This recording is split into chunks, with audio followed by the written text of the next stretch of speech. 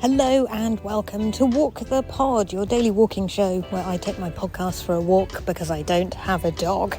You're very welcome along. This is episode 5, series 51, our first Friday episode of this series where we've been talking about our theme of friendship. Today I'll be wrapping up some of the things we've discussed in the series so far and looking ahead to what we might talk about next week. I'm in the park behind the hospital walking around, and I hope you're walking in your local area too. Welcome to Walk the Pod.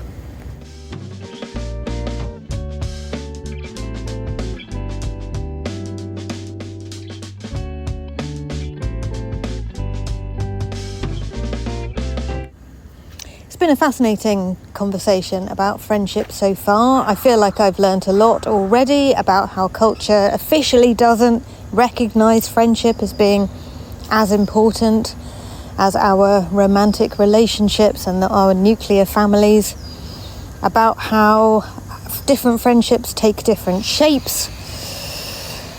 And I've had some really lovely stuff on in a written format from listeners talking about their favourite friends, their friendships that have lasted months and years, people who have stepped up during periods of uncertainty, difficulty, bereavement, and other troubling times.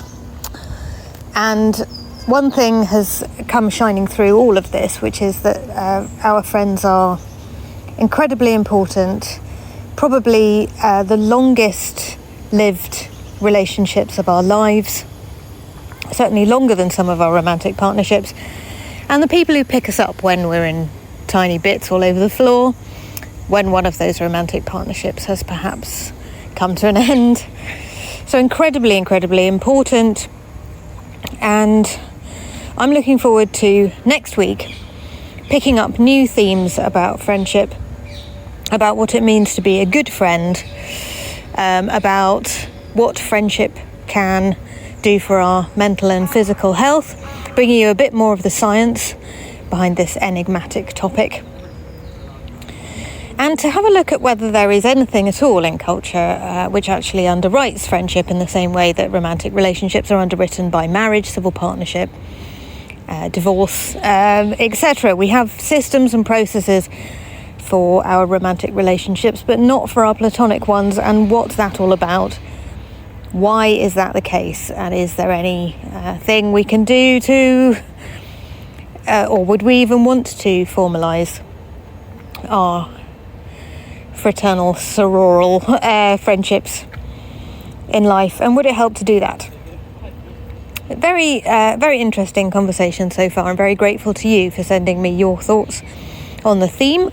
And if you have thoughts about friendship, if that's made you think of anything in particular, go to walkthepod.com, press the button marked leave a voice note for Walk the Pod, and you can leave me 90 seconds of your beautiful voice to let me know what friendship means to you.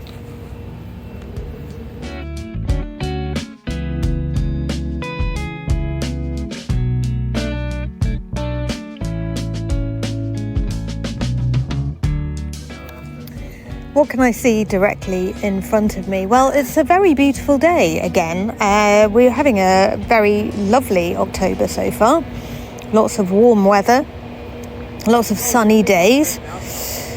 Today, as I look up through the mottled leaves of the park, I see a light blue sky with torn cotton wool, clouds shredded through it. Lots of people walking around in sunglasses, looking like a spring or a summer day today. And lots of people have travelled by bike to the university today.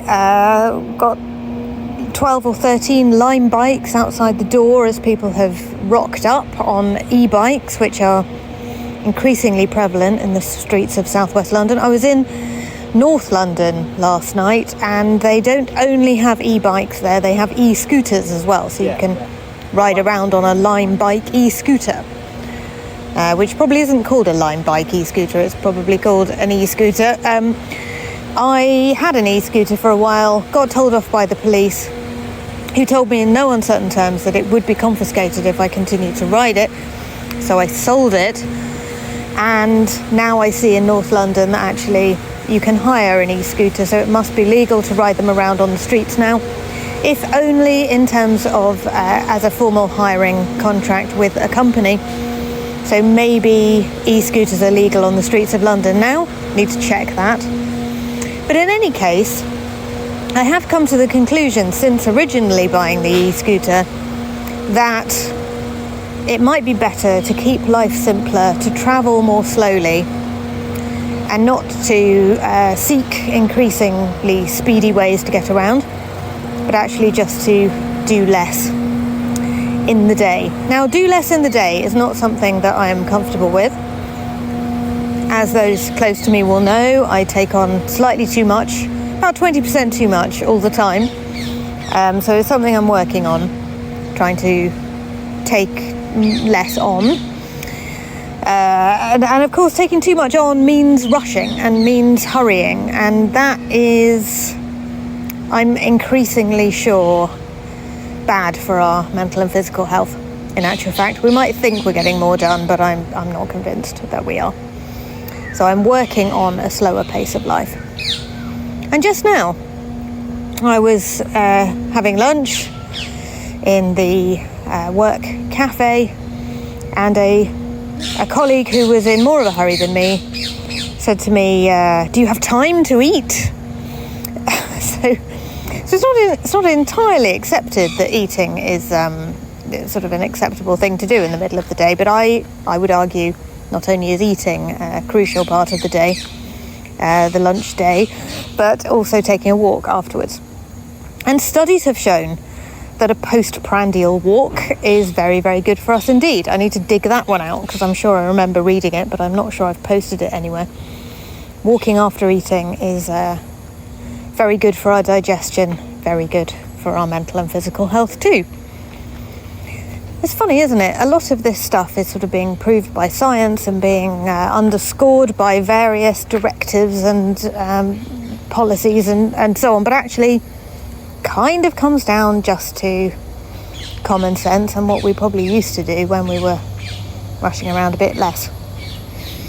Now, I've had a lovely time recently talking about games you can play while you're walking, because I understand that walking can be dull, and anything dull is difficult to do on a regular basis because it is simply too boring to engage with, and when we don't have a podcast or an audiobook to listen to, sometimes it's difficult to motivate ourselves to get out there. So games we can play whilst walking around has been a bit of a theme of late.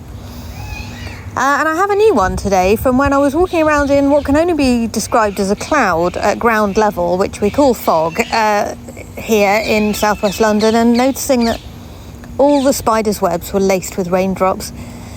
And what you realise when the spiders' webs are laced with raindrops is just how many spiders' webs there are. They are everywhere, my friends, and suddenly realise that we're actually surrounded by spiders' webs at all times. We just don't see them most of the time. So that's another thing you can do on a foggy day, is keep an eye out for beautiful spiders' webs and see where they've been hooked in the environment and where they stretch from, and how ingenious the spiders are at making little nets across gaps in the natural environment to catch their lunch. And we can even plug that into our gratitude practice and be grateful that we don't have to extrude string out of our bum in order to catch our lunch. Thank you for walking with me this week, dear friends. It's been an absolute delight to stretch my legs with you every day this week. We've got another week of friendship-themed podcasts next week, while I'll be walking around, paying attention to what's directly in front of me, chatting about friendship with you some more.